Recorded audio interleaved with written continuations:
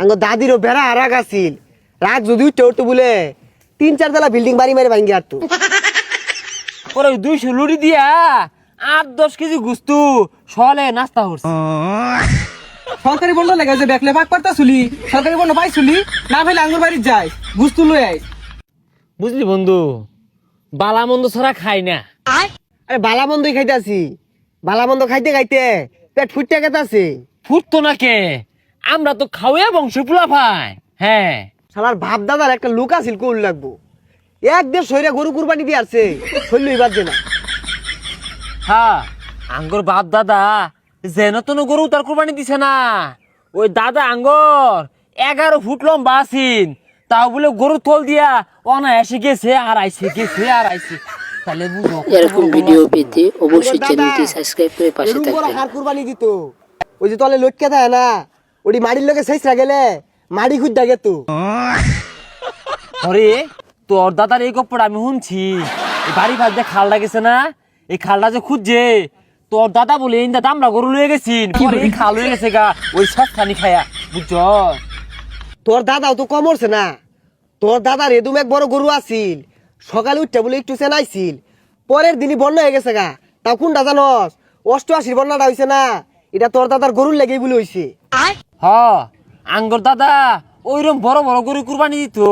আর এই পানি যায় কই নামছে জানস? শুনো এই কক্সবাজার। আমি গতবার কক্সবাজার গেলাম না, যা ডুব মারছি, খালি গরুর সেনা লাগে নুনটা নুনটা। পরে কটলা ইউজ করলাম এই কক্সবাজার পানি রে কইতে কয়েক লোকে গরু কুরবানি দিবা আনছিন, সেনাই দিছিন ওই পানি বলে 90%। শালার একটা লোক আছিল কোল লাগবো, তোর দাদা নেই 11 ফুট আছিল, আরো হানার মানুষ 5 ফুটই হয় না।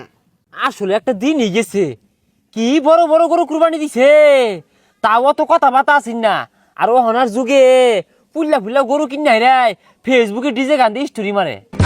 আর শালারা ভেড়া খাওয়াই আছিল, এর লিগে হন অবাক। এ হে, তুই তো ঠিকই কইছস। আঙ্গর দাদি একদিনে 20 কেজি চালে ভাত রাঁধছে, এটা দেখা আঙ্গর দাদা দাদির যে কি মাইট দেয় দিল। 20 কেজি চালে ভাত তো 100 দেয় হইতো না, আর কি রানলি 1 মনে রানলি নাকি? তোর দাদা যে এত খাওয়াই আছিল, এত সব তোর দাদি রান তো কি আমাদের রান তো আবার কি এর মধ্যে, আঙ্গর দাদার ইয়া বড় এক কুয়ার পার আছিন, এই কুয়ার মধ্যে রান তো আর 6 মাস পর খালি লড়াই পারতো। আঙ্গ দাদিরও বেড়া আর রাগ আছিল, রাগ যদি উঠতে উঠতে বলে 3-4 তলা বিল্ডিং বাড়ি মারি ভাঙ্গি আর তো।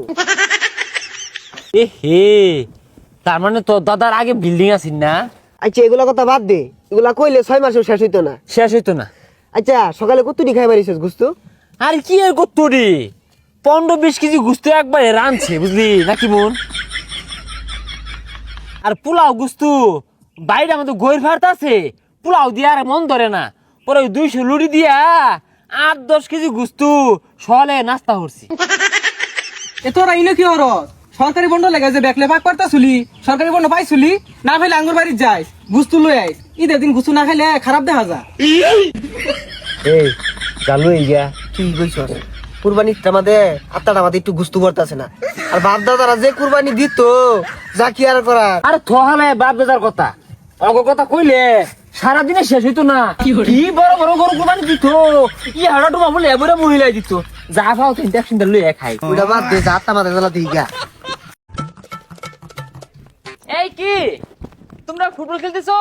জি ভাই খেলতেছি, একটু খেলবেন নাকি? না না, সমস্যা নাই, আমি তো ইন্টারন্যাশনাল খেলোয়াড়, ওই মারাকানা স্টেডিয়ামে খেলি।